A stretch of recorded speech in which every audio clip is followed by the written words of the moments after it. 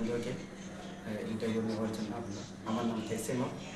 আমি ৮ নং Ganganagar Gandacherra independent candidate হিসেবে আমি প্রার্থী হিসেবে দিতে যাচ্ছি। আমাকে যারা ভালো বাসে ১ নং ভোট থেকে ৪২ নং ভোটে ৩০,০০০ ভোটার আছে জনগণ, ওনারা যদি আমাকে ভালোবাসি, ওনারা আমার ১২ তারিখ বিপুল ভোট দিয়ে আমাকে জয় করবো আশা রাখি। অতএব থ্যাংক ইউ। জিতার জন্য কতটুকু আশা রাখি? আমার যেটার মানুষের হাতে মানুষ আমাকে ভালোবাসে, আমি জিতবো এই আশা আকাঙ্ক্ষা। যদি আপনি জিতে তাহলে ৮ নং গঙ্গানগরবাসীর জন্য কি?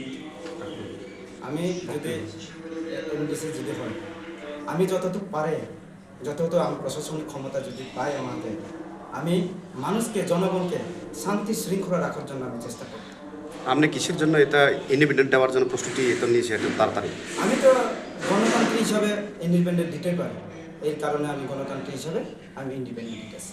আমি কোনো ব্যক্তিকে ভালো এই খারাপ বুঝে আমি কিন্তু ইন্ডিপেন্ডেন্ট না। আমার নিজে ভালো লাগছে, আমাকে সমর্থন করছে, আমাকে ১০ জন লোক সমর্থন করছে, পাড়ার লোক আমাকে সমর্থন করছে এবং বাইরেও আছি, এই কারণে আমি ইন্ডিপেন্ডেন্ট আসছি। একটু আগে আপনি বলেছেন আপনি যদি এনডিসি জিতে তাহলে আপনি শান্তি রক্ষার জন্য পদক্ষেপ নেবেন, তাহলে বর্তমান যে শাসক দল শান্তির পক্ষে না ওনার শান্তির পক্ষে না, কিন্তু তারপরেও কিন্তু জাতিগত যে কোনো সময় দেখা যায় জাতিগত হিসাবে দেখছি। বিগত সিপিএম থেকে বিজেপি হোক, কংগ্রেস হোক, বিভিন্ন জায়গাতে দেখছি আমরা কিন্তু জাতিগত গন্ডাছড়ার মধ্যে সবসময় হয়। কিন্তু আমি চাইব যতটুকু আমাকে যদি জনগণ যদি আশীর্বাদ যদি দেয়, আমি জনগণকে এটাই বিশ্বাস রাখবো, মানে গন্ডাছড়া যেন শান্তি প্রিয় যেন থাকতে পারে। ন্যাশনাল পার্টি হলেও ওরা ভিতরে জাতিগতভাবে হয়নি। এটা হয়, সব পার্টি জাতিগত দেখছি। আপনারা গত ২৪ তারিখে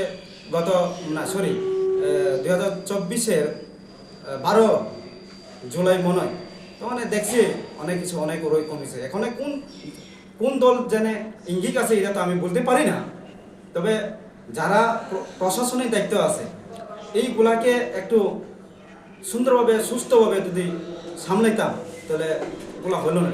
মানুষের সার্বিক জন্য উন্নতির জন্য কোনো কাজ করেনি। সার্বিক জন্য উন্নতি দেখি না, কোনো সময় তো দেখি না, এই কারণে তো আমি ইন্ডিপেন্ডেন্ট হিসাবে আসলাম। Thank you.